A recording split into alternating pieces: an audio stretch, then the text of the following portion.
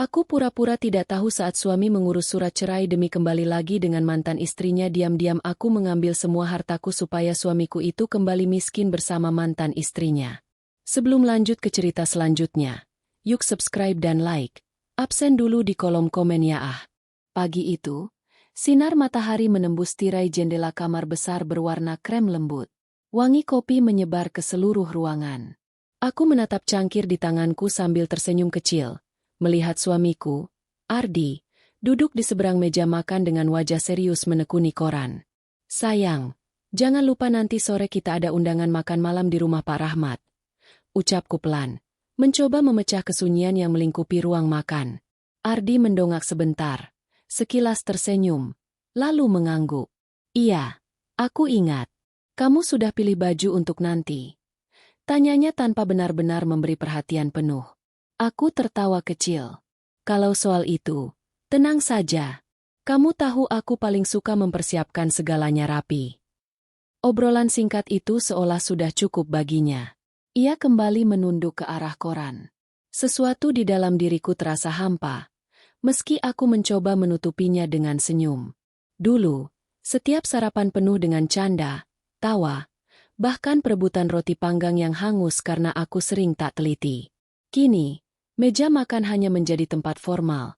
Aku menyajikan makanan, dia makan dalam diam. Aku masih ingat jelas bagaimana dulu kami memulai semuanya. Pernikahan kami adalah impian banyak orang. Ardi adalah pengusaha muda yang sukses di bidang konstruksi. Aku, Rania, seorang perempuan sederhana yang berasal dari keluarga biasa, tak pernah menyangka bisa berdampingan dengannya. Semua orang bilang aku beruntung. Bahkan beberapa temanku iri, karena aku bisa menikah dengan lelaki mapan, tampan, dan karismatik.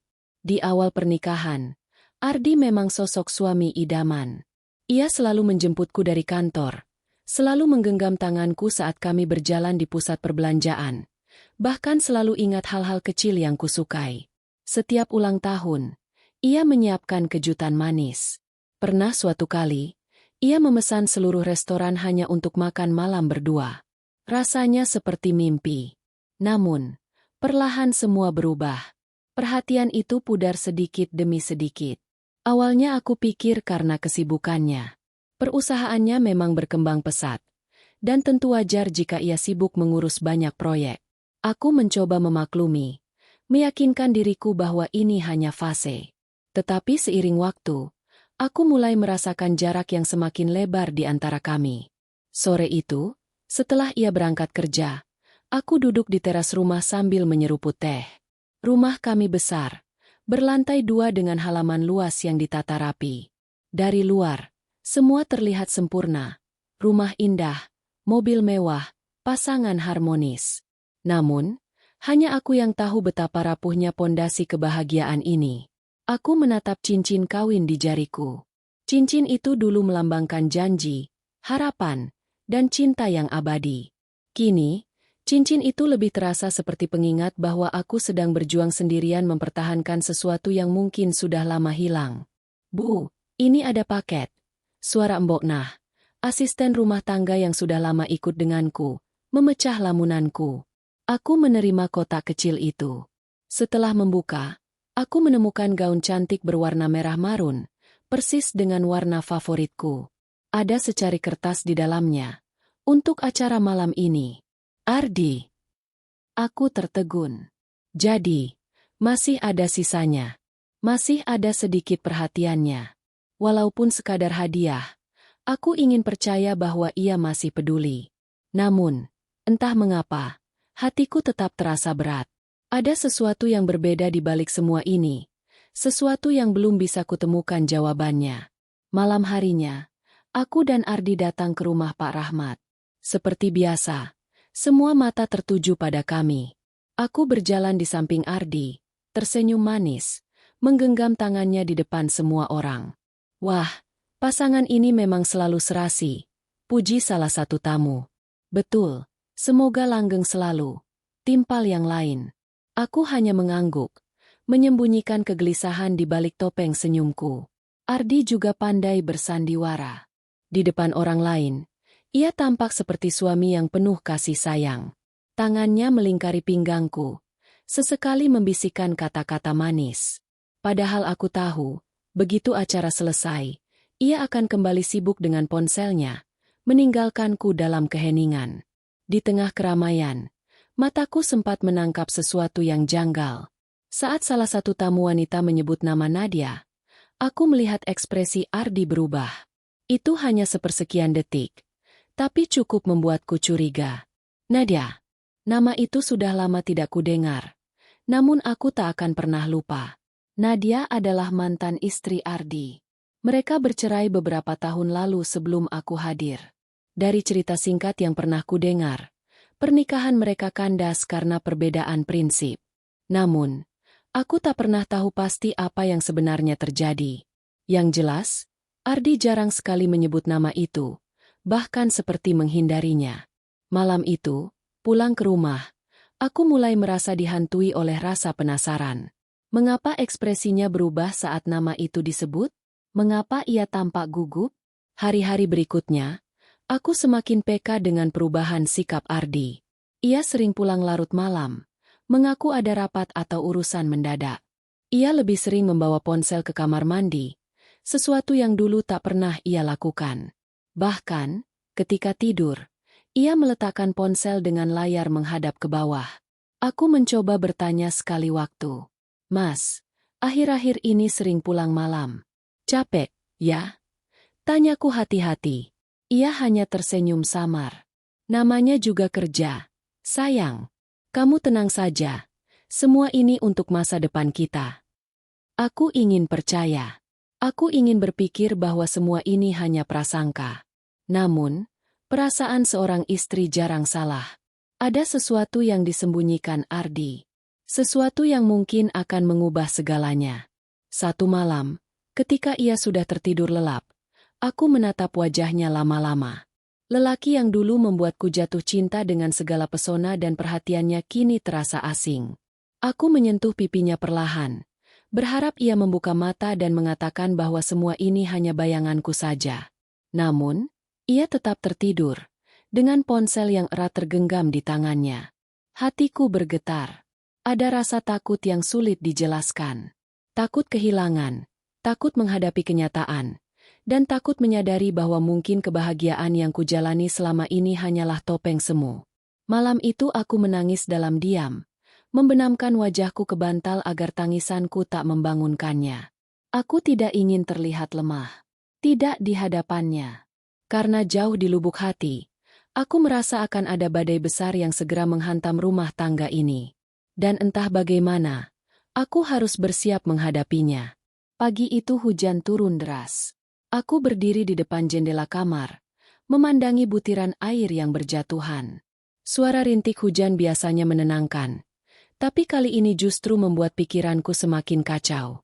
Semalaman aku hampir tidak tidur, gelisah dengan tanda-tanda aneh yang kutangkap dari sikap Ardi belakangan ini.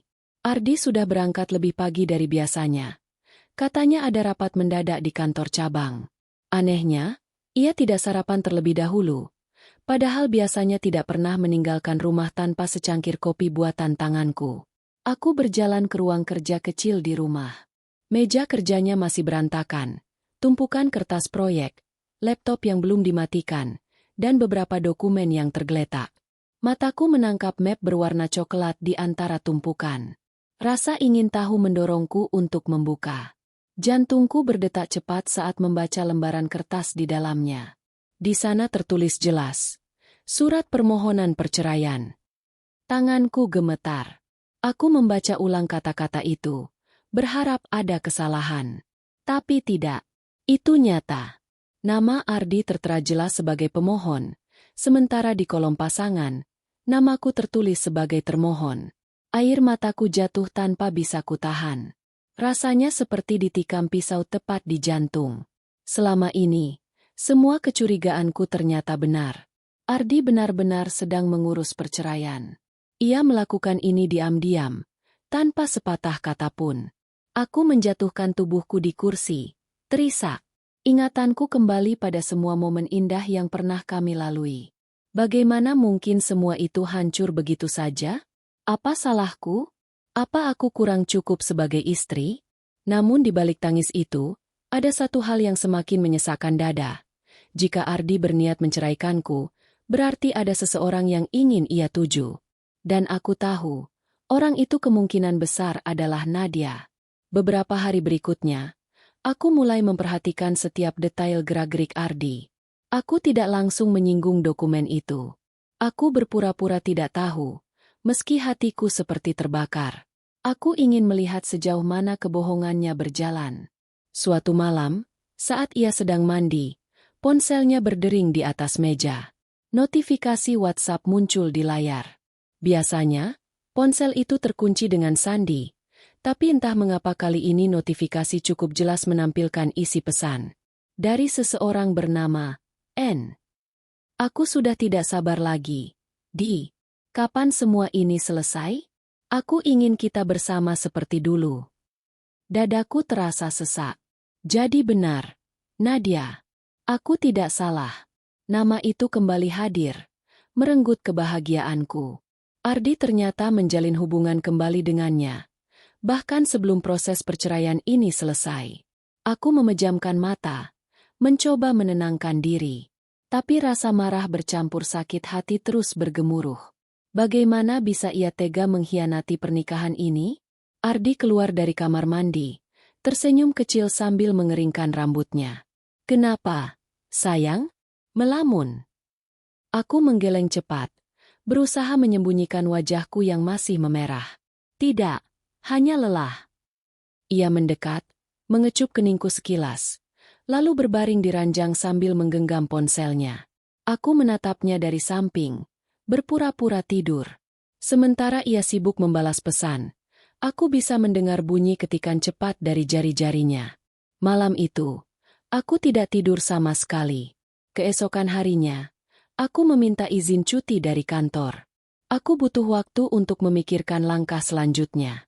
Seharian penuh aku duduk di ruang tamu, menatap kosong, mencoba mencari celah. Bu, kenapa akhir-akhir ini sering murung? Tanya Mbok Nah hati-hati. Ia sudah menganggapku seperti anaknya sendiri. Aku tersenyum getir. Tidak apa-apa, Mbok, hanya lelah. Padahal dalam hati, aku ingin sekali berteriak, menceritakan semuanya. Tapi aku tahu, belum saatnya. Aku harus menyimpan rapat rahasia ini.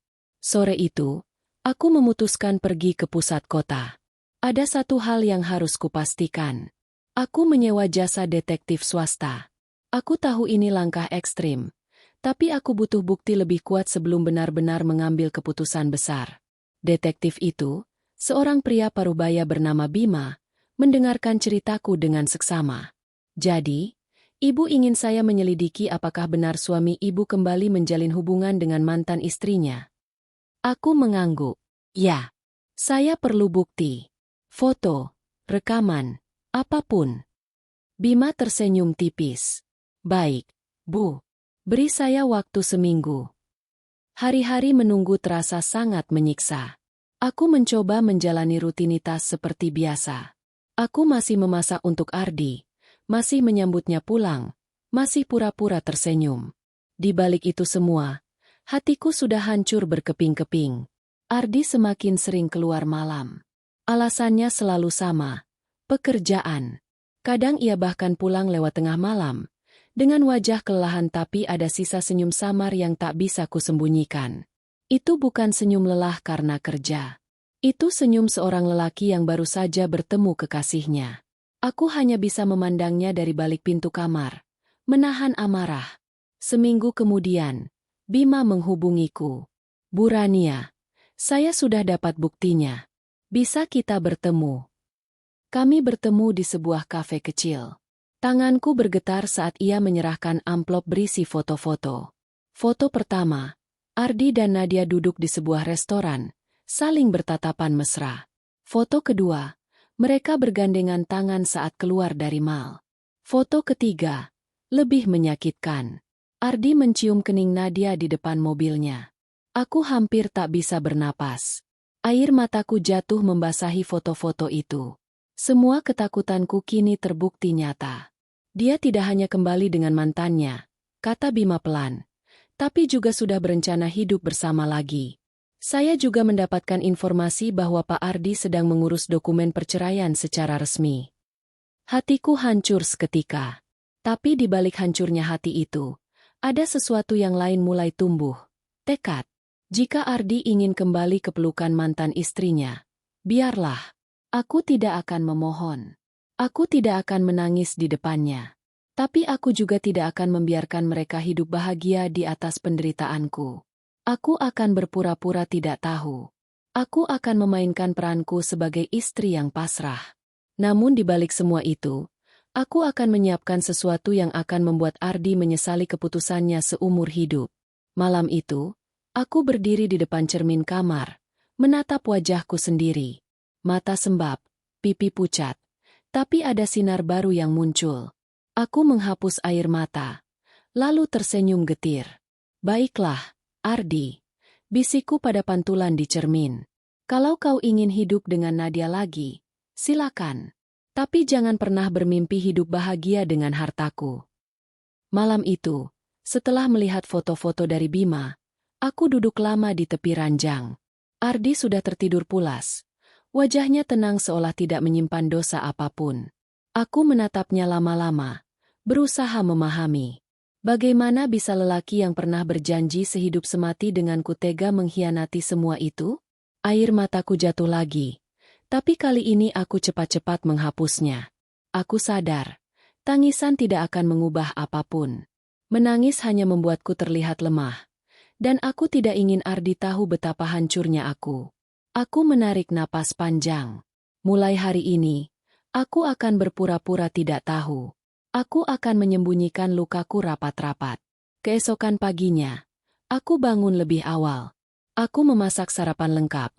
Nasi goreng, telur dadar, sup ayam hangat, bahkan kopi kesukaan Ardi. Ketika ia turun ke meja makan, ia tampak sedikit terkejut melihat sajian yang penuh di atas meja. Wah, ada apa ini? Biasanya kamu masak seadanya, katanya sambil duduk. Aku tersenyum lebar, menutupi segala sakit di dada. Tidak ada apa-apa, Mas. Aku hanya ingin memanjakanmu. Kamu kelihatan lelah akhir-akhir ini. Ardi tertawa kecil, lalu mulai menyantap sarapan.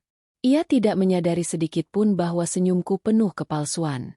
Dalam hati, aku berbisik, makanlah sepuasmu, Ardi. Nikmati saat-saat terakhirmu bersama segala kenyamanan ini. Hari-hari berikutnya, aku menjalani hidup seperti biasa. Di depan Ardi, aku tetap istri yang manis, pengertian, dan tidak banyak menuntut. Aku tetap mendengarkan ceritanya tentang proyek, meski aku tahu sebagian besar adalah kebohongan untuk menutupi perselingkuhannya dengan Nadia. Namun, setiap kali ia pergi, aku menghabiskan waktu sendirian dengan perasaan yang berkecamuk. Ada saat-saat aku ingin berteriak, ingin memarahinya, ingin bertanya mengapa ia tega melakukan ini. Tapi aku menahan diri. Aku tahu waktuku belum tiba. Aku hanya bisa menangis diam-diam di kamar mandi, menutupi suara tangisku dengan gemericik sawer. Bahkan Embok Nasri mengetuk pintu. Khawatir aku jatuh sakit. Bu, tidak apa-apa? Kenapa lama sekali di kamar mandi? Tanyanya sekali waktu. Aku menjawab lirih. Aku baik-baik saja, Embok. Hanya ingin berendam lama. Padahal, aku berendam sambil menahan tangis, membiarkan air mata bercampur dengan air hangat. Suatu sore, aku duduk sendirian di teras rumah. Hujan baru saja reda, menyisakan aroma tanah basah. Aku menatap langit yang mulai cerah. Dalam keheningan itu, aku berbicara pada diriku sendiri. Rania, kau bisa hancur sekarang, tapi jangan biarkan kau hancur selamanya. Kalau Ardi bisa berkhianat, kau juga harus bisa berdiri dengan caramu sendiri. Aku sadar, aku tidak bisa hanya berlarut dalam luka. Aku harus melakukan sesuatu. Aku harus bangkit, meski caranya berbeda.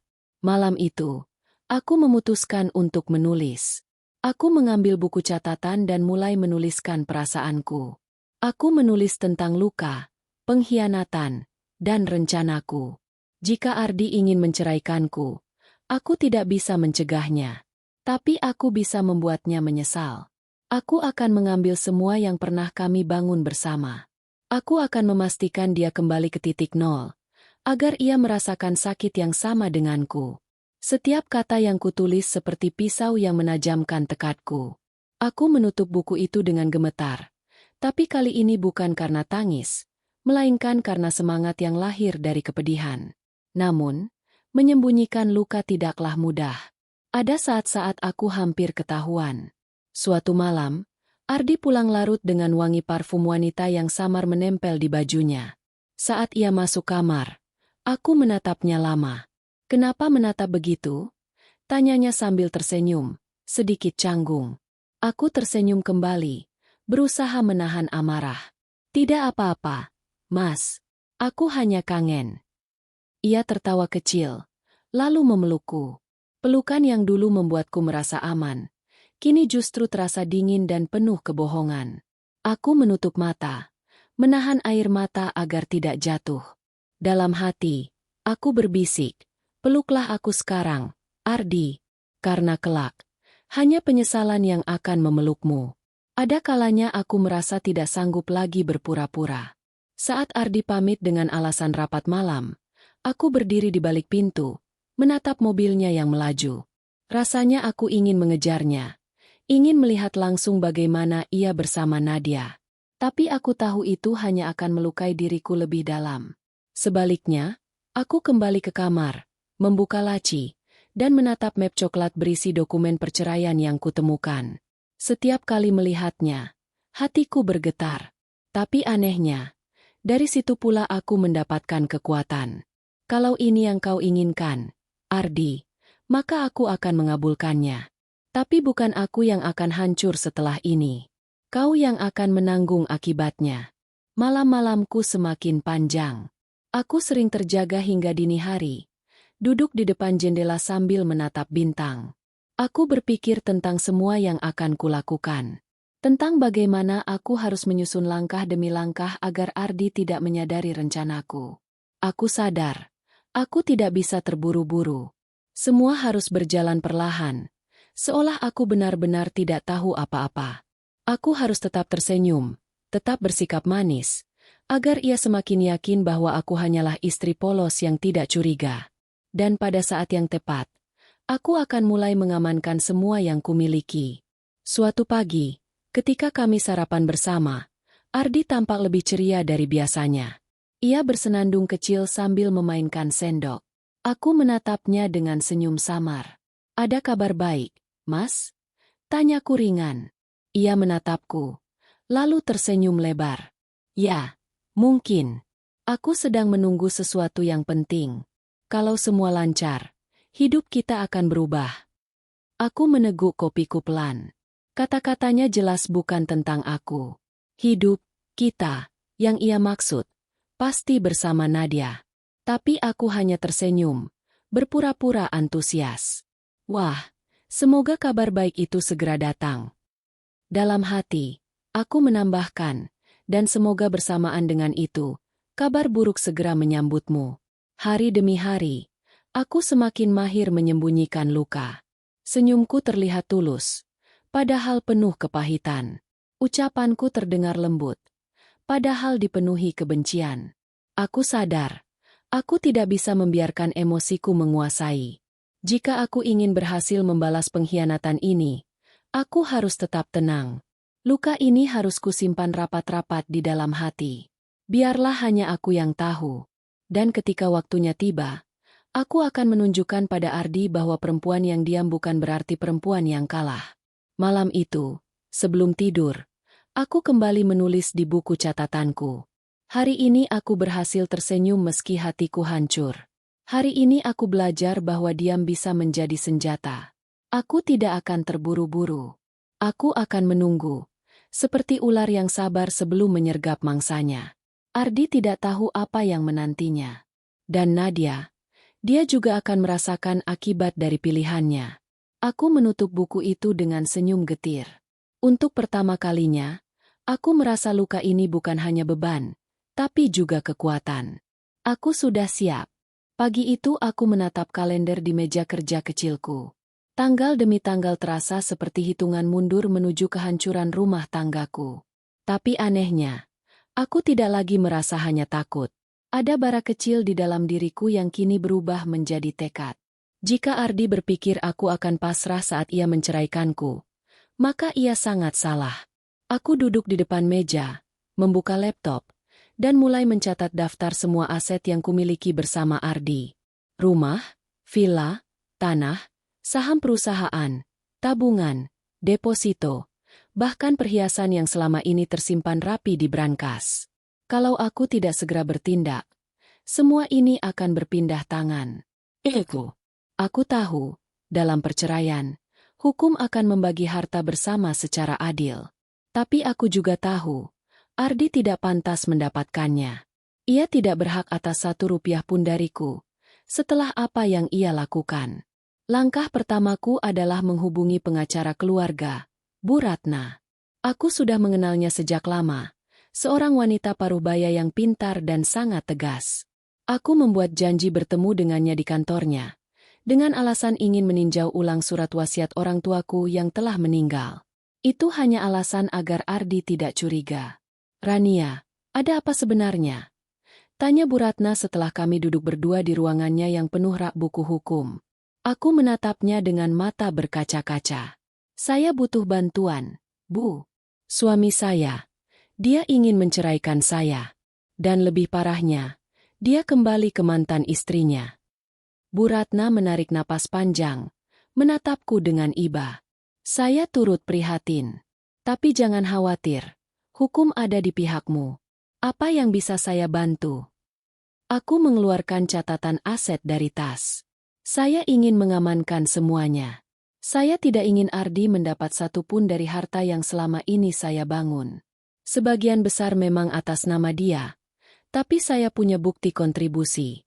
Dan sebagian lainnya bisa segera saya balik nama. Bu Ratna mengangguk. Matanya berbinar. "Kamu pintar. Kalau kita bergerak sekarang, sebelum surat cerai resmi masuk ke pengadilan, semua masih bisa diatur.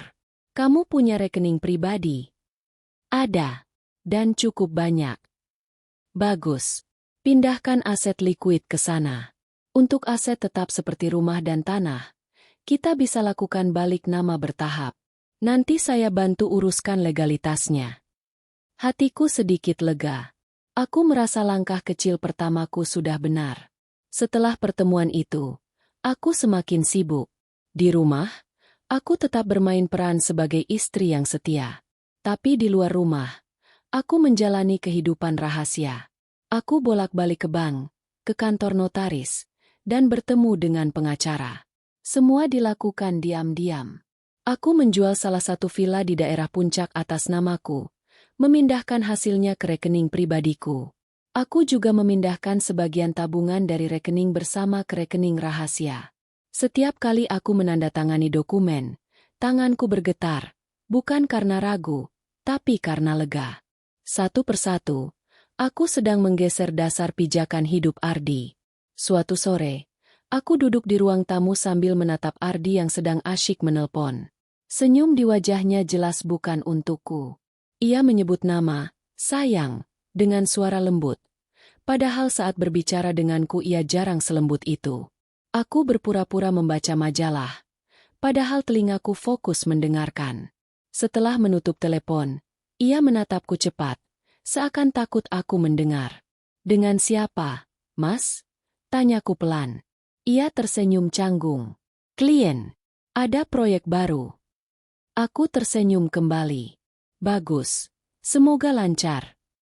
Dalam hati aku berkata, "Berbohonglah terus, Ardi. Kau tidak tahu, aku sedang menghapus semua kemewahan yang membuatmu merasa hebat." Malam itu, setelah ia tertidur, aku membuka brankas kecil di kamar.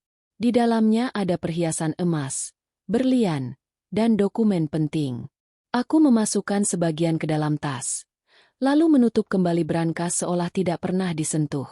Keesokan harinya, aku membawa perhiasan itu ke toko emas langgananku. Aku menjual sebagian, menukarnya dengan uang tunai, dan menyimpannya di rekening rahasia. Apa Anda yakin ingin menjual semuanya? Tanya pemilik toko dengan heran.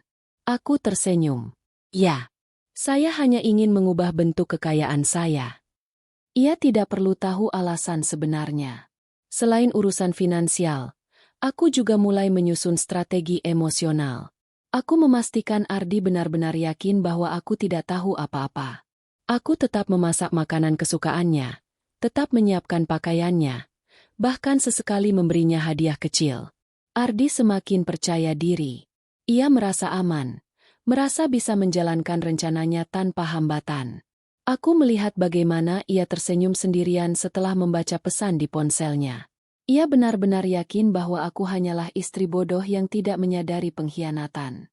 Padahal, senyumku di depannya adalah senyum seorang pemain sandiwara. Di tengah semua kesibukan itu, ada malam-malam ketika aku merasa rapuh. Aku menangis sendirian, bertanya-tanya apakah aku terlalu kejam.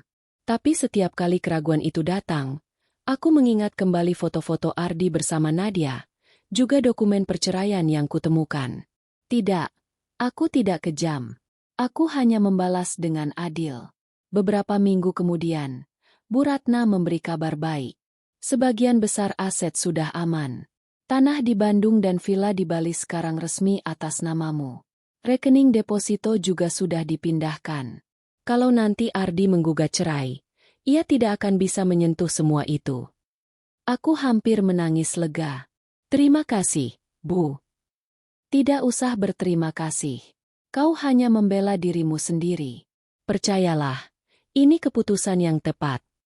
Aku mengangguk. Aku tahu benar ini jalan terbaik. Di rumah, Ardi semakin sering absen. Kadang ia tidak pulang semalaman. Ketika aku bertanya, jawabannya selalu tentang urusan kerja. Aku hanya tersenyum, berpura-pura percaya. Jangan terlalu lelah, Mas. Kesehatan lebih penting, kataku lembut. Ia tersenyum samar, lalu memelukku. Kamu istri yang baik. Terima kasih sudah mengerti. Aku memejamkan mata, menahan getir. Kamu akan tahu, Ardi. Kamu akan tahu betapa salahnya menganggapku hanya istri baik yang pasrah. Setiap hari, strategi ini semakin matang. Aku sudah tidak lagi hanya menyembunyikan luka. Kini aku menjadi pemain yang aktif. Aku tahu waktuku akan tiba. Saat Ardi mengajukan perceraian resmi, ia pasti mengira akan mendapatkan separuh harta. Ia akan tersenyum puas karena bisa kembali hidup mewah bersama Nadia. Tapi saat itu terjadi, yang akan ia temukan hanyalah kehampaan. Rumah, rekening, tabungan, semua sudah lenyap dari genggamannya. Aku menutup mataku malam itu, tersenyum puas. Untuk pertama kalinya setelah sekian lama, aku bisa tidur dengan tenang.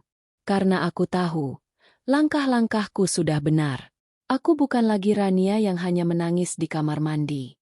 Aku kini Rania yang sedang menulis ulang takdirku dengan tanganku sendiri. Dan aku berjanji pada diriku sendiri, Ardi akan kembali miskin. Bersama Nadia, mereka akan merasakan bagaimana rasanya hidup tanpa apa-apa. Pagi itu aku menyiapkan sarapan dengan penuh ketelitian. Nasi goreng kesukaan Ardi, telur setengah matang, dan secangkir kopi hitam tanpa gula. Dapur dipenuhi aroma harum yang menenangkan, seolah-olah rumah kami masih utuh dan harmonis. Aku bahkan menata meja dengan bunga segar di vas kaca. Semua kulakukan dengan senyum yang kupaksakan. Ketika Ardi turun dari kamar, wajahnya tampak segar meski aku tahu semalam ia tidak pulang. Ia baru tiba menjelang subuh. Aku mendengar pintu terbuka pelan, seakan ia tidak ingin aku tahu. Pagi, Mas, sapaku ceria. Seolah-olah aku tidak peduli sama sekali. Ia menatapku sebentar, lalu duduk. Pagi. Aku menyajikan sarapan di depannya, lalu duduk di kursi seberang. Kamu pasti capek, ya? Kelihatan sekali lelah. Tapi aku senang kamu masih sempat sarapan di rumah. Ardi tersenyum samar. Ada rasa bersalah yang berusaha ia sembunyikan. Iya, kerjaan banyak sekali. Kamu gak marah aku sering pulang malam? Aku menggeleng sambil menatapnya dengan lembut. Kenapa aku harus marah? Aku percaya sama kamu. Aku tahu semua yang kamu lakukan demi masa depan kita. Ardi menunduk, sibuk mengaduk kopi. Aku bisa merasakan betapa ia terjebak dalam kenyamananku. Aku tidak memberinya alasan untuk curiga. Padahal di dalam hatiku, aku ingin berteriak. Aku ingin menampar wajahnya yang penuh kebohongan. Tapi tidak, belum saatnya. Aku harus tetap menjaga peran ini. Hari-hariku kini dipenuhi rutinitas yang sama. Aku tersenyum di depan Ardi, menemaninya menonton televisi, bahkan bercanda kecil seolah kami masih pasangan harmonis. Kadang aku menemaninya menghadiri acara keluarga atau pertemuan bisnis. Aku berdiri di sampingnya dengan gaun terbaikku, menampilkan citra istri yang setia dan mendukung. Semua orang memujiku. Rania selalu bisa diandalkan. Ardi beruntung punya istri sepertimu, kata salah satu kolega Ardi suatu malam. Aku hanya tersenyum, melirik Ardi sekilas. Saya hanya melakukan apa yang seharusnya, jawabku manis. Ardi menepuk punggung tanganku di depan orang-orang. Aku tahu ia sedang memainkan perannya juga. Tapi aku bisa membaca kegugupannya. Ia takut topengnya terbuka. Yang ia tidak tahu, aku sudah lebih ahli dalam bermain peran daripada dirinya. Di balik semua itu, strategi keuanganku berjalan mulus. Semua aset sudah hampir sepenuhnya atas namaku. Beberapa rekening sudah kosong ketika Ardi berusaha menarik dana. Aku tahu karena aku sengaja menyisakan sebagian untuk memancing reaksinya. Suatu malam, aku melihatnya murung di ruang kerja. Pintu sedikit terbuka, dan aku mengintip dari celah. Ia tampak menatap layar laptop. Wajahnya kusut. Sesekali ia mengetik cepat, lalu menghela napas berat. Kenapa uangnya tidak ada? Kudengar ia bergumam. Bukankah masih ada di rekening deposito? Kenapa sudah dipindahkan? Aku hampir tersenyum, tapi segera menutup mulut dengan tangan agar tidak bersuara. Inilah momen pertama rencana kecilku mulai bekerja. Ardi sudah resah. Namun saat aku masuk dengan segelas teh hangat, aku tetap berakting. Mas, kamu kelihatan lelah sekali. Ini aku bawakan teh. Ardi menutup laptop cepat-cepat, berusaha menyembunyikan kegelisahannya. Oh, iya. Terima kasih, Ran. Aku duduk di sebelahnya, pura-pura khawatir. Ada masalah di kerjaan? Tidak, hanya laporan keuangan yang kacau sedikit. Jawabnya singkat. Aku mengangguk. Kamu jangan terlalu dipikirkan. Semua pasti ada jalan. Ia tersenyum kaku. Aku tahu ia sedang menyembunyikan sesuatu, tapi aku berpura-pura tidak tahu apa-apa. Itu membuatnya semakin nyaman untuk tetap meremehkanku. Semakin lama, aku mulai menikmati permainan ini. Ada kepuasan tersendiri saat melihat Ardi tersenyum lega karena mengira aku tidak tahu apa-apa. Padahal setiap kali ia keluar rumah, aku sudah bisa menebak kemana ia pergi, ke pelukan Nadia. Pernah suatu sore, aku sengaja meneleponnya. Mas, kamu pulang jam berapa? Aku ingin masak makanan kesukaanmu malam ini. Kataku lembut. Ia terdengar terburu-buru di ujung sana. Oh, mungkin agak malam. Ada meeting mendadak. Aku tersenyum sinis tanpa suara. Aku bisa mendengar samar suara tawa perempuan di belakangnya. Meeting, ya? Meeting dengan wanita yang dulu kau sebut sebagai masa lalumu. Tidak apa-apa, Mas. Hati-hati, ya. Aku tunggu. Jawabku manis. Setelah menutup telepon, aku tertawa kecil sendirian. Bukan tawa bahagia, melainkan tawa getir seorang wanita yang sedang menyiapkan jebakan. Di rumah, aku semakin memperkuat citra istri sempurna. Aku rajin membersihkan rumah, memasak makanan enak, bahkan menyiapkan kejutan kecil untuk Ardi. Suatu malam aku menyiapkan makan malam romantis. Lilin, musik lembut, dan hidangan istimewa. Ardi terkejut ketika masuk rumah. Ini, ada acara apa? Tanyanya bingung. Aku tersenyum. Tidak ada. Aku hanya ingin kita menikmati malam bersama. Ardi tampak kikuk. Ia duduk, memakan sedikit hidangan, lalu menatapku dengan pandangan yang sulit kuartikan. Mungkin rasa bersalah, mungkin kebingungan. Kamu terlalu baik, Ran, katanya lirih. Aku menatapnya dalam. Aku hanya melakukan apa yang aku bisa untuk membuatmu bahagia. Kalimat itu membuatnya terdiam. Ia tidak tahu, di balik kata-kata manis itu, aku sedang menyiapkan saat di mana kebahagiaan yang ia kejar akan runtuh. Meski begitu, aku sadar tidak mudah menahan emosi. Ada malam-malam ketika aku hampir kehilangan kendali. Seperti malam ketika aku melihat pesan masuk di ponsel Ardi yang tertinggal di meja. Layar menyala, menampilkan pesan dari Nadia. Aku rindu kamu. Kapan kita bisa hidup bersama lagi? Darahku mendidih. Aku hampir ingin membangunkannya dan melemparkan ponsel itu ke wajahnya. Tapi aku menahan diri. Aku menutup layar ponsel dengan tangan bergetar, lalu mengembalikannya ke meja. Aku menatap Ardi yang tidur pulas di ranjang. Napasnya teratur. Wajahnya tenang. Ia tidak tahu aku baru saja melihat bukti perselingkuhannya yang nyata. Aku menarik napas panjang, mengingat kembali strategiku. Sabar, Rania. Jangan hancurkan semuanya sekarang. Biarkan dia semakin terjebak.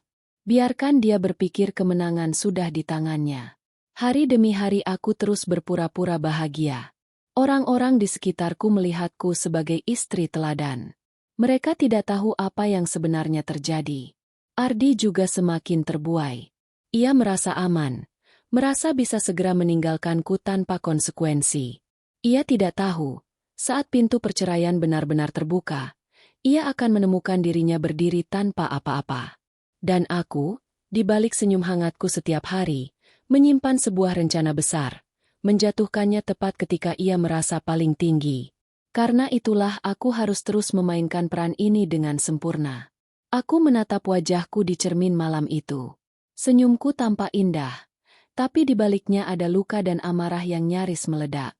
Aku berbisik pada diriku sendiri. Bertahanlah sedikit lagi, Rania. Saatnya akan segera datang. Hari itu udara terasa lebih dingin dari biasanya. Aku duduk di ruang tamu dengan segelas teh hangat. Sementara jantungku berdetak cepat. Ada firasat buruk yang sejak pagi tidak mau pergi. Ardi berangkat kerja dengan wajah penuh semangat. Terlalu semangat untuk seorang pria yang biasanya malas bangun pagi. Aku tahu ada sesuatu yang ia sembunyikan.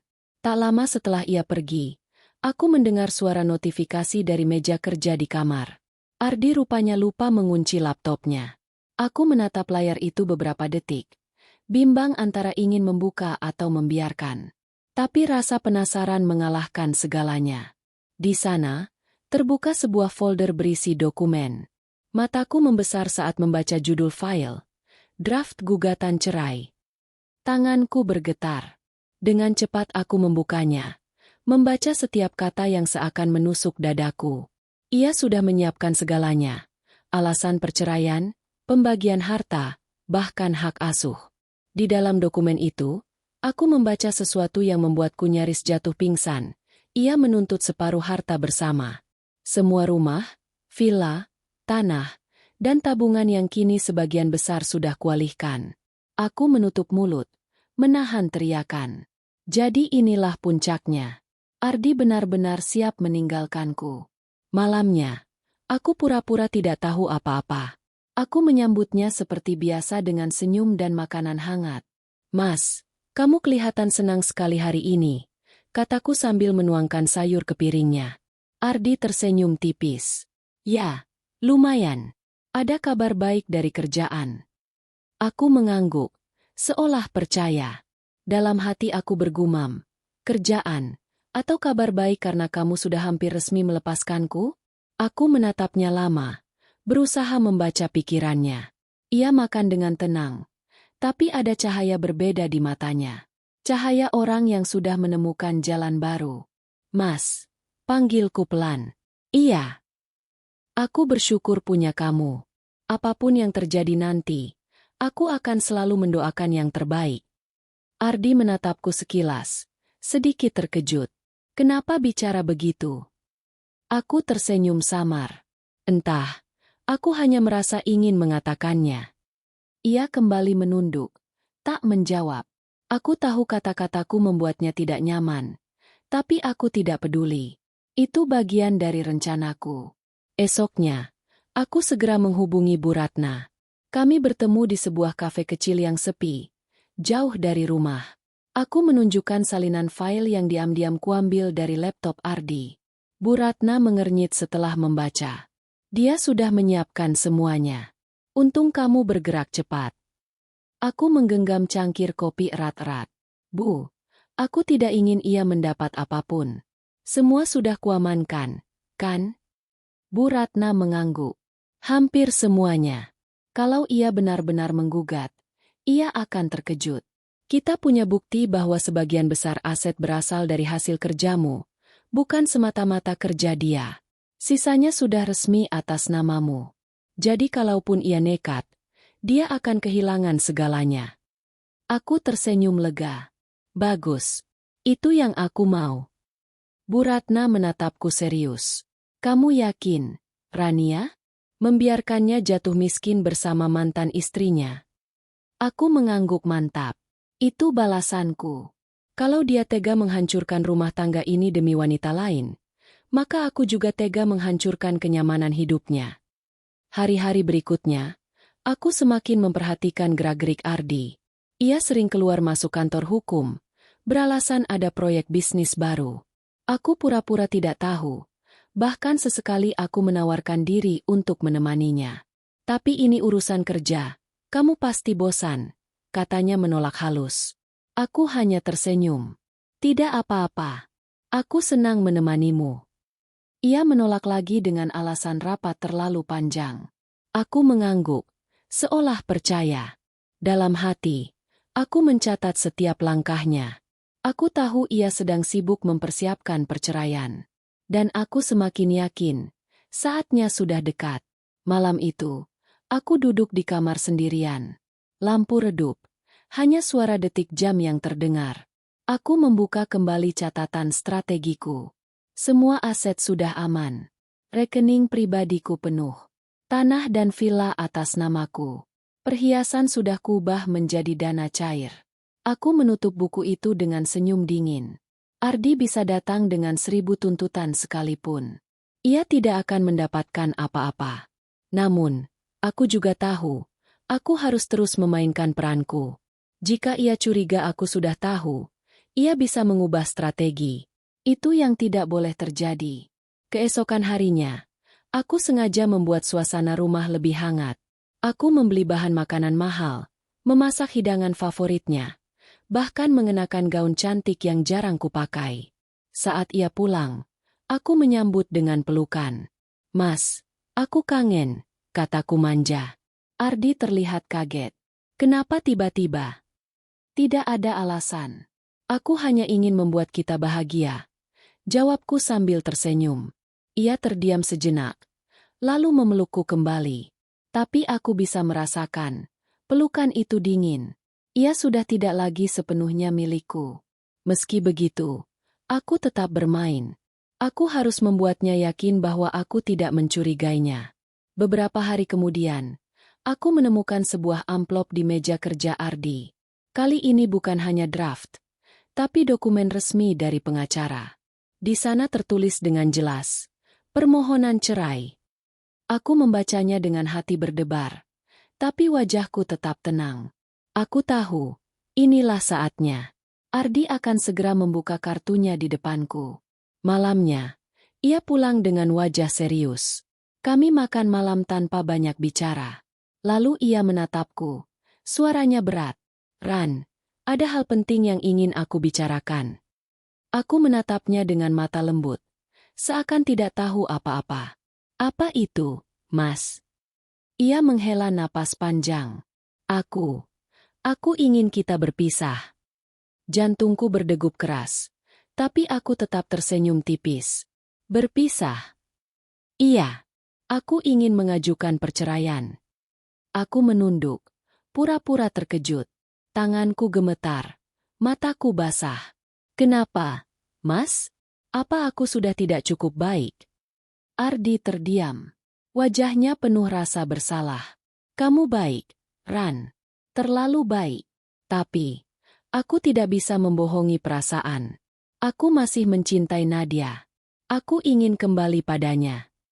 Air mataku menetes. Tapi itu bukan air mata patah hati. Itu air mata lega. Karena rencananya akhirnya benar-benar terucap. Aku menatapnya sambil berbisik. Kalau itu yang kamu mau, aku tidak akan menahan. Ardi menatapku heran. Tidak menyangka aku akan sepasrah itu. Ia tersenyum lega. Seolah bebannya terangkat. Ia benar-benar percaya bahwa aku sudah menyerah. Padahal, di balik kepasrahanku, aku sedang menyiapkan senjata terakhir. Aku akan membiarkan ia melangkah lebih jauh. Dan ketika waktunya tiba, aku akan menarik karpet dari bawah kakinya, membuatnya jatuh terhempas ke dasar jurang. Malam itu, setelah Ardi tertidur, aku berdiri di depan jendela kamar.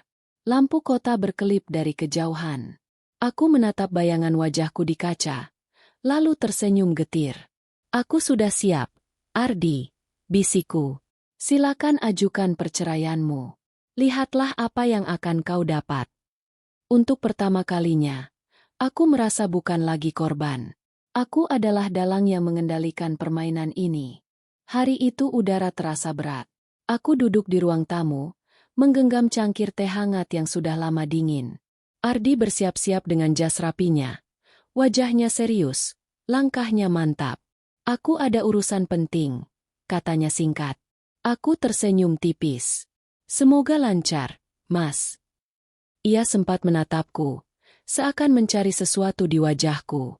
Mungkin ia berharap aku akan menangis, memohon, atau melarangnya pergi.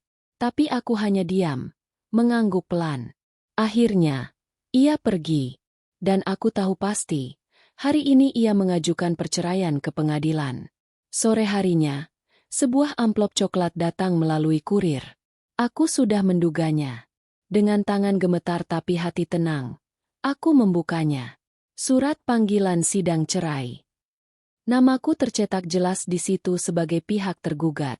Hatiku perih, meski aku sudah mempersiapkan diri. Ini bukan sekadar tulisan di layar laptop Ardi yang sempat kubaca diam-diam. Ini nyata.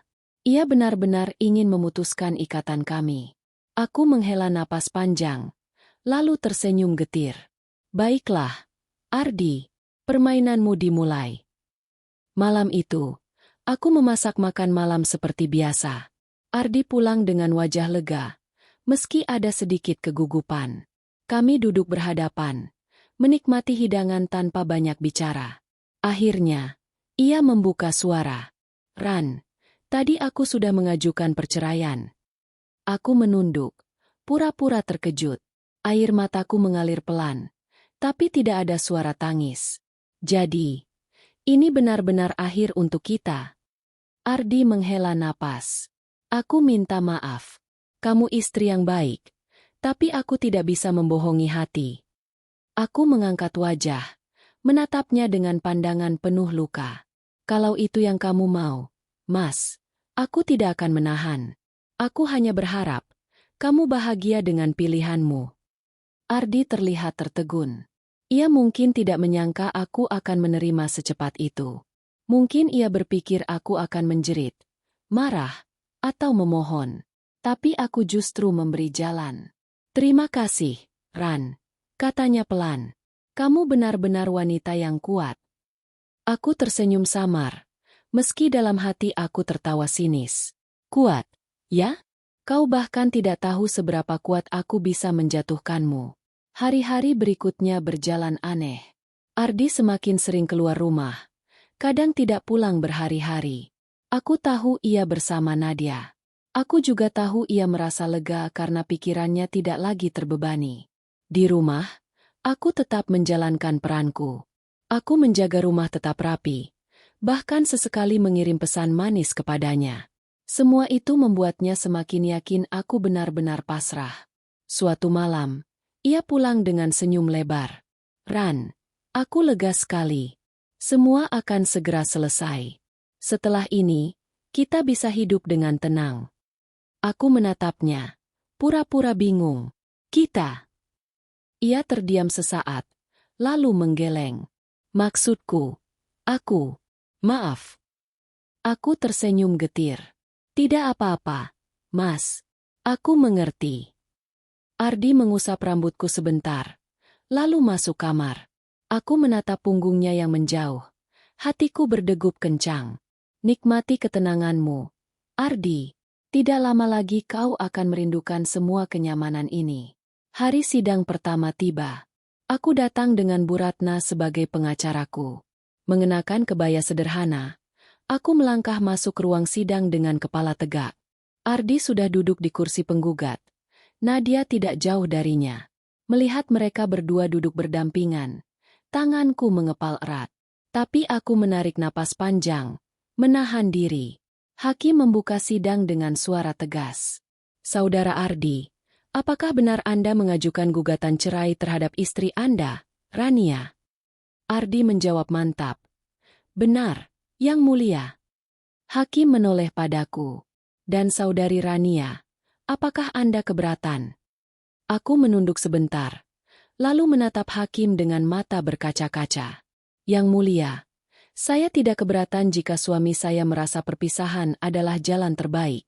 Tapi, saya hanya ingin menegaskan bahwa sebagian besar harta yang kami miliki adalah hasil jerih payah saya. Saya mohon keadilan. Ruangan mendadak hening. Ardi menoleh cepat ke arahku. Wajahnya terkejut. Nadia menatapku dengan tatapan sinis. Hakim mengangguk. Baik. Masalah harta bersama akan kita bahas di sidang berikutnya. Aku tersenyum samar. Itu sudah cukup untuk membuat Ardi resah. Setelah sidang selesai, kami keluar dari ruang pengadilan. Ardi menghampiriku. Ran, apa maksudmu bicara begitu di depan hakim? Aku menatapnya dengan mata lembut. Aku hanya berkata yang sebenarnya. Mas, aku ingin semua jelas. Kenapa harus dibesar-besarkan? Kita bisa menyelesaikan ini baik-baik. Aku tersenyum tipis. Tentu, Mas. Aku juga ingin menyelesaikan ini baik-baik. Ardi menghela napas berat, lalu pergi bersama Nadia. Aku menatap punggung mereka yang menjauh, merasakan kepuasan kecil. Kau pikir ini akan mudah, Ardi? Kau salah besar. Malamnya, aku berbicara dengan Bu Ratna melalui telepon. Bagus sekali, Rania. Tadi di sidang, ekspresi suamimu sudah mulai panik. Ia tidak menyangka kau akan melawan. Aku tertawa pelan. Biarkan ia terus berpikir aku lemah. Semakin ia meremehkanku, semakin keras ia akan jatuh. Sidang berikutnya kita harus membawa bukti lengkap soal harta. Semua aset yang sudah kita balik nama akan jadi tamengmu. Aku mengangguk, meski Bu Ratna tidak bisa melihat. Tenang saja, semua sudah siap. Hari-hari berikutnya, aku sengaja semakin menunjukkan kepasrahanku. Aku melayani Ardi seperti biasa, meski aku tahu ia sebentar lagi akan pergi. Aku bahkan menyiapkan koper untuknya. Pura-pura siap menerima perpisahan. Kalau kamu butuh apa-apa, jangan sungkan bilang, Mas, kataku sambil menatap pakaian. Ardi menatapku dengan bingung. Kamu benar-benar tidak apa-apa. Aku tersenyum lembut. Aku hanya ingin yang terbaik untukmu. Ia memelukku singkat, lalu pergi. Aku berdiri memandangi pintu yang tertutup. Senyum dingin muncul di wajahku. Pergilah, Ardi. Semakin jauh kamu melangkah, semakin keras kamu akan terhempas. Di balik semua itu, ada rasa sakit yang sesekali menusuk. Aku masih seorang wanita yang pernah mencintainya. Tapi setiap kali keraguan muncul, aku mengingat kembali pengkhianatannya. Ingatan saat aku menemukan dokumen cerai di laptopnya, dan pesan-pesan mesra dari Nadia. Itu cukup untuk menguatkan hatiku. Kini, aku tidak lagi merasa sebagai korban. Aku adalah pemain utama dalam cerita ini.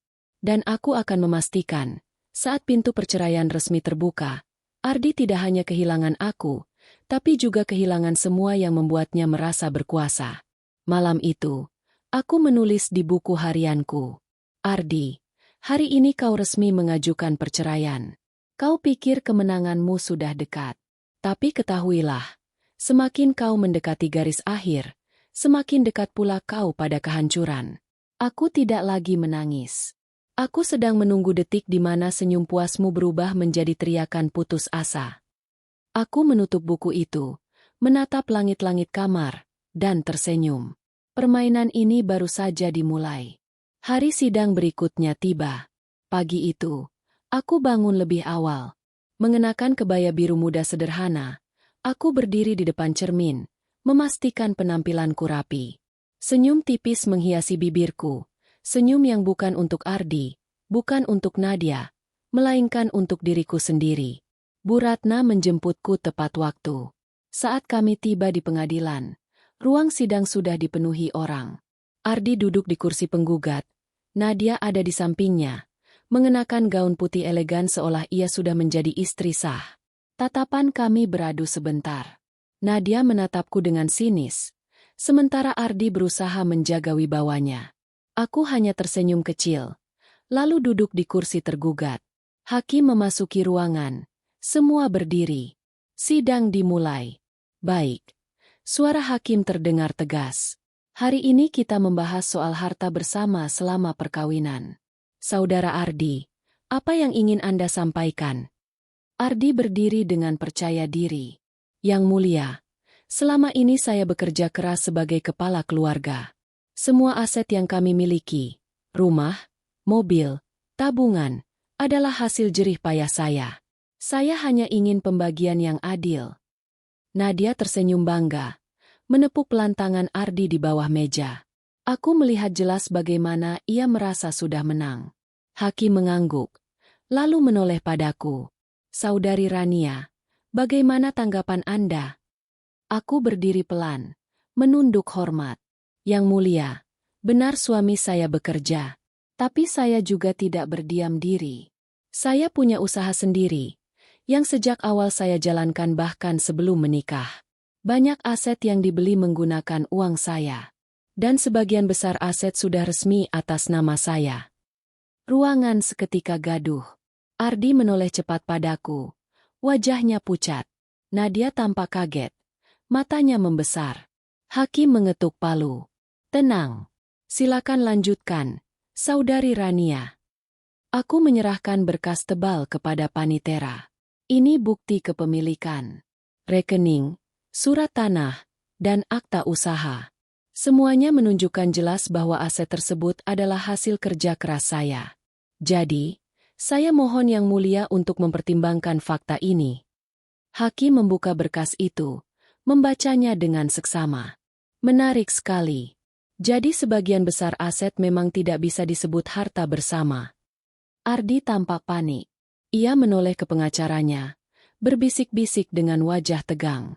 Nadia berusaha menyembunyikan kegelisahan, tapi jelas ia tak lagi bisa tersenyum puas. Sidang berjalan panas. Yang Mulia, suara pengacara Ardi lantang. Walau aset atas nama Saudari Rania, tidak bisa dipungkiri bahwa penggugat berperan besar dalam menopang rumah tangga. Oleh karena itu, wajar jika aset tersebut dianggap harta bersama. Bu Ratna langsung menanggapi dengan suara tenang tapi tajam. Maaf, Yang Mulia, tapi hukum jelas. Harta yang diperoleh dari usaha pribadi dan dibuktikan dengan catatan resmi, bukan harta bersama. Ini bukan pendapat, tapi fakta hukum.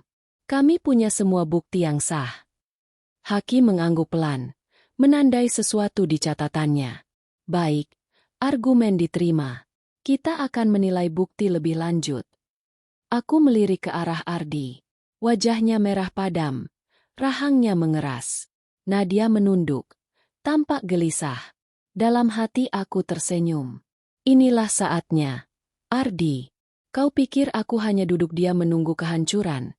Padahal aku sudah menyiapkan panggung untuk melihatmu terjatuh. Saat sidang diskors untuk istirahat, aku berjalan keluar ruangan. Di lorong, Ardi menyusulku dengan langkah cepat.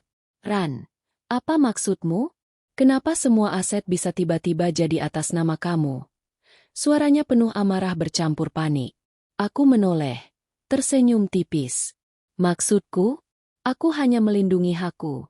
Mas, aku tidak mau semua hasil kerjaku jatuh ke tangan orang lain. Kenapa kamu tidak bilang dari awal? Aku menatap matanya tajam. Kalau aku bilang dari awal, Apakah kamu akan tetap mengajukan cerai? Atau kamu akan tetap pergi bersama Nadia? Ardi terdiam. Mulutnya terbuka. Tapi tak ada kata keluar. Aku menepuk bahunya pelan. Nikmati prosesnya. Mas, kamu yang memulainya. Jangan kaget dengan konsekuensinya. Aku berbalik meninggalkannya. Di ujung lorong, aku sempat menoleh dan melihat Ardi berdiri terpaku. Wajahnya dipenuhi rasa bersalah sekaligus marah. Nadia menghampirinya, menarik lengannya, tapi ia justru menepis kasar. Sidang berlanjut. Hakim memutuskan untuk menunda putusan pembagian harta ke sidang berikutnya setelah semua bukti diperiksa. Saat keluar ruang sidang, banyak mata yang menatapku dengan kagum. Beberapa orang berbisik-bisik. Jelas mereka membicarakan keberanianku. Aku melangkah dengan kepala tegak. Sementara Ardi berjalan di belakangku dengan wajah muram. Nadia menggandeng tangannya. Tapi ekspresi Ardi dingin dan kaku. Malamnya, aku duduk di teras rumah, menikmati secangkir teh. Bu Ratna menelepon. Bagus sekali, Rania. Tadi ekspresi suamimu benar-benar hancur. Ia tidak menyangka kamu punya bukti kuat. Aku tersenyum puas. Itu baru permulaan, Bu. Masih ada beberapa kejutan yang belum aku keluarkan. Bersiaplah. Sidang berikutnya bisa lebih panas. Tapi percayalah, kita punya posisi yang jauh lebih kuat sekarang. Tenang saja. Aku tidak akan mundur. Setelah telepon ditutup, aku menatap langit malam. Hati kecilku masih terasa perih. Bagaimanapun, Ardi adalah pria yang pernah kucintai. Tapi rasa sakit itu kini berubah menjadi bahan bakar untuk melawan. Keesokan harinya, Ardi pulang ke rumah. Untuk pertama kalinya sejak lama, ia tampak lesu. Ran, katanya pelan. Kita bisa bicara sebentar. Aku mengangguk. Duduk bersamanya di ruang tamu. Apa kamu benar-benar mau membuat semuanya serumit ini? Kita bisa selesaikan baik-baik. Aku menatapnya dalam-dalam. Mas, aku tidak memulai kerumitan ini. Kamu yang mengajukan cerai. Kamu yang memilih Nadia. Aku hanya mempertahankan hakku. Ardi menunduk. Terdiam lama. Matanya berkaca-kaca. Aku nggak menyangka kamu bisa sekuat ini. Aku tersenyum dingin. Kamu salah menilai aku. Mas, dari dulu aku kuat. Hanya saja, selama ini aku memilih untuk tidak menunjukkan. Ardi menatapku lama, lalu berdiri. Aku butuh waktu. Ia pergi meninggalkan rumah tanpa menoleh. Aku menatap pintu yang tertutup. Hatiku bergejolak antara luka dan kepuasan. Biarlah, Ardi. Semakin lama kau menunda menerima kenyataan, semakin keras pula kau akan jatuh. Beberapa hari kemudian, kabar beredar cepat. Rekan-rekan kerja Ardi mulai tahu bahwa sebagian besar aset keluarga bukan miliknya. Desas-desus mulai menyeruak, membicarakan betapa bodohnya ia yang terlalu percaya diri. Aku mendengar gosip itu dari seorang teman yang masih berhubungan dengan lingkaran pertemanan kami. Ran, banyak yang bilang Ardi kelihatan stres di kantor. Katanya, aset-aset yang ia banggakan ternyata bukan miliknya. Semua orang terkejut. Aku tersenyum tipis. Biarkan saja. Itu urusannya. Dalam hati, aku tahu, harga dirinya mulai runtuh sedikit demi sedikit. Dan itu baru permulaan. Malam itu, aku kembali menulis di buku harianku. Ardi, hari ini kau merasakan sedikit dari apa yang dulu aku rasakan. Kau kaget, panik, malu. Itu baru permulaan. Sidang berikutnya akan lebih memukulmu lagi. Dan aku akan tetap berdiri tegak, menyaksikanmu runtuh. Aku menutup buku itu, meniup lilin di meja, lalu masuk kamar. Perlahan tapi pasti, aku sedang memenangkan perang ini. Hari itu udara di pengadilan terasa lebih tegang dari biasanya. Sidang pembagian harta yang sebelumnya membuat Ardi kalang kabut kini dilanjutkan dengan pembahasan bukti tambahan. Aku datang dengan langkah mantap. Kebaya ungu muda membalut tubuhku. Rambut disanggul rapi. Di sisiku, Bu Ratna membawa map besar penuh dokumen. Ardi sudah duduk lebih dulu di kursi penggugat. Wajahnya pucat, matanya sayu, seolah kurang tidur. Nadia duduk di sampingnya, tampak gelisah. Ia menunduk, tangannya memainkan ponselnya tanpa henti. Sesekali ia melirikku dengan tatapan sinis, tapi aku hanya tersenyum tipis. Hari ini, semua topeng akan jatuh. Hakim memasuki ruangan. Setelah semua berdiri, sidang dimulai. Baik, kata hakim tegas. Hari ini kita akan membahas bukti tambahan dari pihak tergugat. Saudari Rania, silakan. Aku menoleh ke Bu Ratna. Ia berdiri, menyerahkan beberapa lembar dokumen dan sebuah flash disk kepada Panitera. Yang mulia, ini adalah bukti kuat yang menunjukkan adanya perselingkuhan antara penggugat, Saudara Ardi, dengan seorang wanita bernama Nadia. Hubungan ini sudah terjalin bahkan sebelum gugatan cerai diajukan. Kami memiliki rekaman percakapan, foto, serta bukti transaksi finansial yang mendukung. Ruangan langsung riuh. Suara bisik-bisik terdengar dari kursi pengunjung sidang. Ardi membelalak. Wajahnya merah padam. Nadia menegakkan tubuh. Jelas terkejut. Hakim mengetuk palu. Tenang. Lanjutkan. Panitera memutar rekaman di layar. Suara Ardi terdengar jelas. Merayu Nadia. Sayang, begitu surat cerai selesai, kita bisa mulai hidup baru. Aku janji semua harta akan kita nikmati bersama. Aku menunduk sejenak, pura-pura menahan perasaan. Padahal dalam hati aku justru puas mendengar bukti itu diperdengarkan di hadapan semua orang. Rekaman lain diputar. Kali ini suara Nadia. Aku nggak mau terus sembunyi-sembunyi. Mas, cepat urus cerai itu. Aku capek nunggu. Beberapa orang di ruang sidang terperangah. Bahkan ada yang berdecak, merasa jijik mendengar percakapan itu. Ardi berdiri, wajahnya panik. Yang mulia, itu rekaman tidak sah. Itu pelanggaran privasi. Hakim menatapnya tajam. Bukti ini sah, karena diambil dari perangkat resmi yang sudah disita sesuai prosedur. Jangan mengalihkan masalah, Saudara Ardi. Ardi terdiam, mulutnya gemetar. Nadia menunduk dalam-dalam, wajahnya pucat pasi. Bu Ratna melanjutkan. Selain itu, Yang Mulia, kami juga memiliki bukti transfer sejumlah uang dari rekening Saudara Ardi ke rekening Nadia. Jumlahnya tidak kecil, berkisar ratusan juta rupiah. Uang ini jelas diambil dari rekening rumah tangga, yang seharusnya digunakan untuk kepentingan bersama. Panitera menunjukkan salinan rekening koran di layar. Semua angka terpampang jelas. Aku melirik Ardi. Ia menggenggam kepala. Jelas kepalanya pening. Nadia menatap layar dengan wajah panik, lalu melirik Ardi seolah meminta penjelasan. Tapi Ardi hanya terdiam. Hakim menatap keduanya tajam. Jadi, selama ini Saudara Ardi menggunakan uang rumah tangga untuk membiayai hubungan dengan wanita lain? Ini pelanggaran serius. Aku menghela napas pelan. Akhirnya, semua terbongkar. Suasana sidang berubah panas. Pengacara Ardi berusaha membela, mengatakan bahwa uang itu pinjaman pribadi untuk Nadia. Tapi Bu Ratna langsung menangkis. Pinjaman? Kalau pinjaman, mana bukti perjanjian? Mana catatan pengembalian? Tidak ada.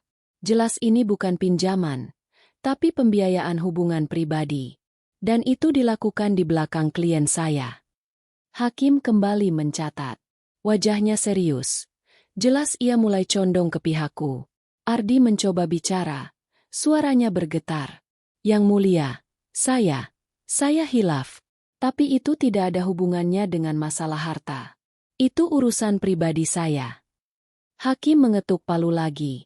Justru ini sangat berhubungan. Ini menyangkut moral, tanggung jawab, dan penggunaan harta bersama secara tidak sah. Pengadilan mencatat dengan jelas. Nadia menunduk makin dalam, seolah ingin menghilang. Saat sidang diskors untuk istirahat, aku berjalan keluar dengan kepala tegak. Di lorong, aku mendengar beberapa orang bergumam. Kasihan Bu Rania, suaminya tega sekali. Tapi salut, dia kuat banget. bisa lawan balik dengan bukti sekuat itu. Aku pura-pura tidak mendengar, tapi di dalam hati aku merasa bangga. Selama ini aku dianggap hanya istri manja yang hidup dari uang suami. Hari ini aku menunjukkan siapa sebenarnya yang lebih kuat. Di ujung lorong, aku bertemu Ardi. Ia tampak berantakan, dasinya longgar, keringat membasahi pelipisnya. "Ran, kenapa kamu tega melakukan ini?"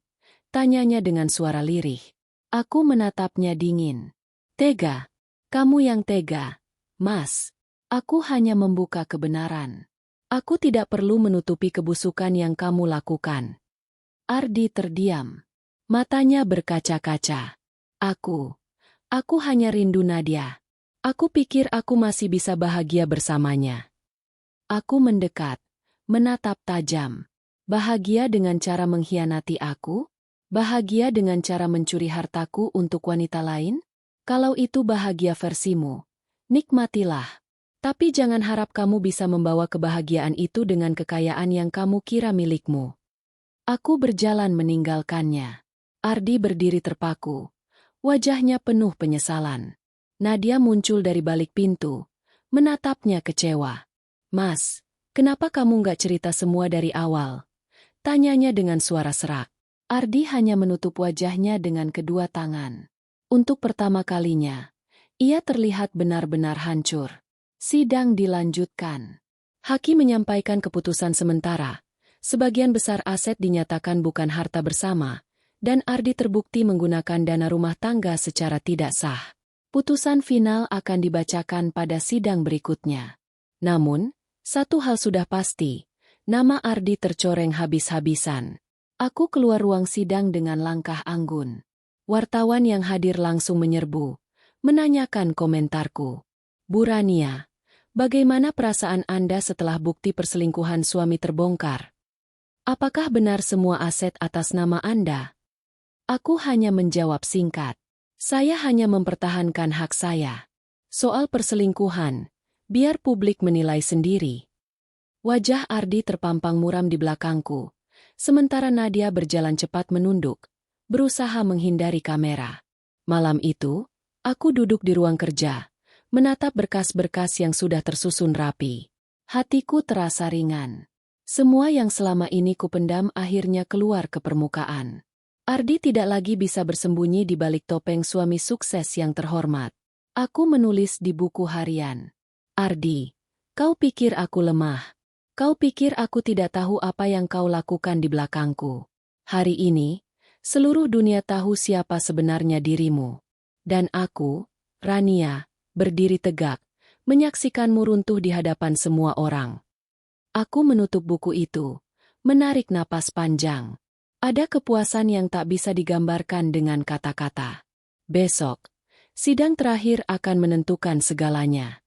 Dan aku tahu, apapun hasilnya, aku sudah menang. Hari itu, ruang sidang penuh sesak. Semua kursi dipadati pengunjung, sebagian besar wartawan dan kerabat yang ingin menyaksikan akhir drama panjang antara aku, Ardi, dan Nadia. Sorot kamera sudah menunggu di luar gedung, seolah persidangan ini adalah tontonan besar. Aku duduk di kursi tergugat, mengenakan kebaya hitam sederhana dengan bros perak di dada. Ekspresiku tenang. Di sisiku, Bu Ratna tersenyum percaya diri. Ardi masuk beberapa menit kemudian. Wajahnya kusut, dasi tak lagi rapi seperti dulu, matanya sembab.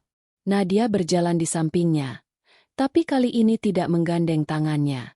Ada jarak di antara mereka.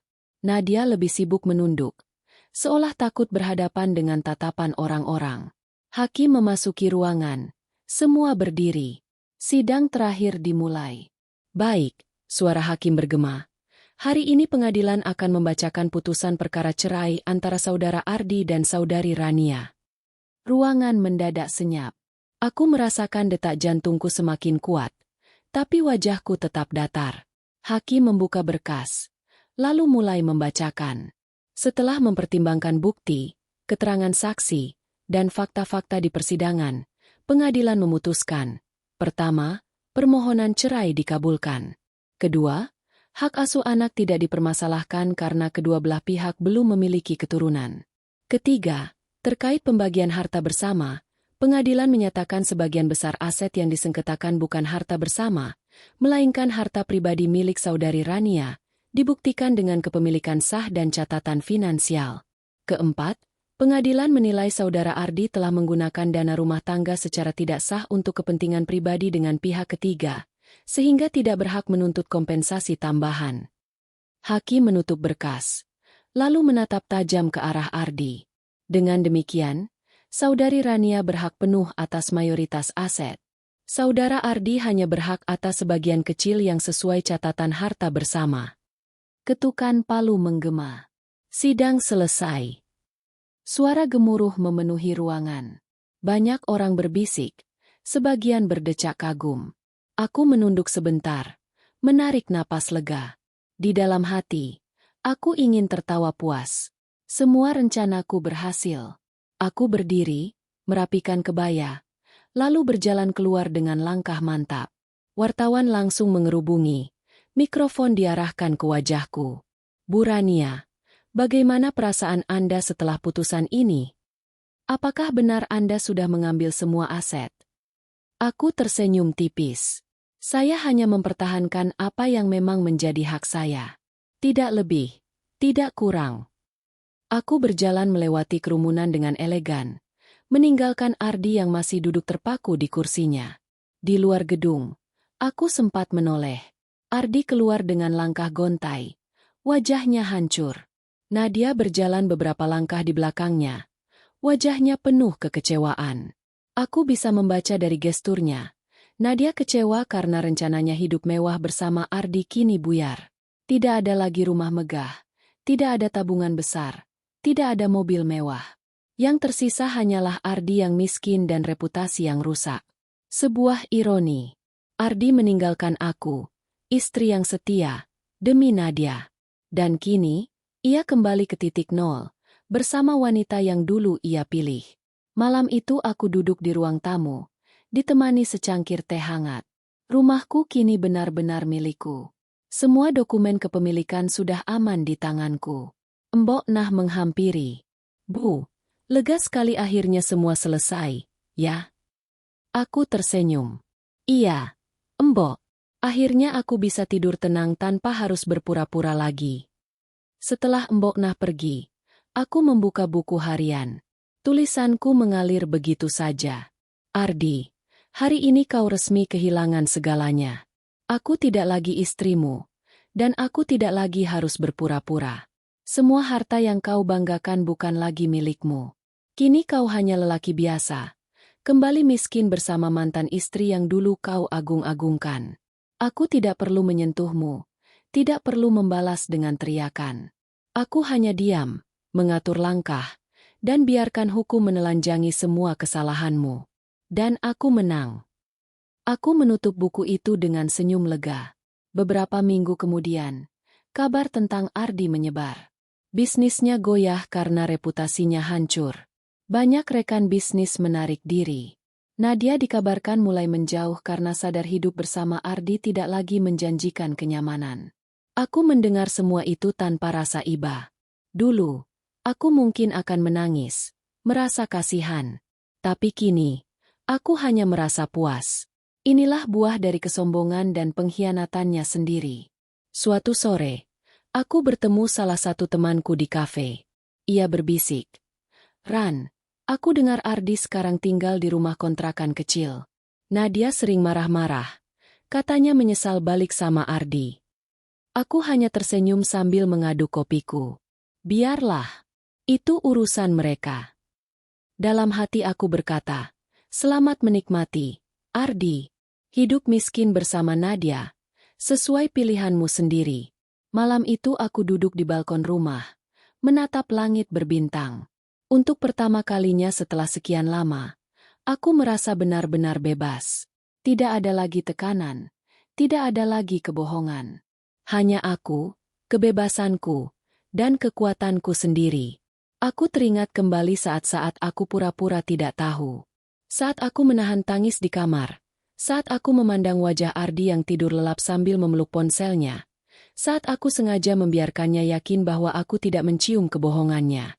Semua itu kini terbayar. Aku menghela napas panjang. Terima kasih, Ardi, bisikku pelan. Karena pengkhianatanmu, aku menemukan kekuatanku.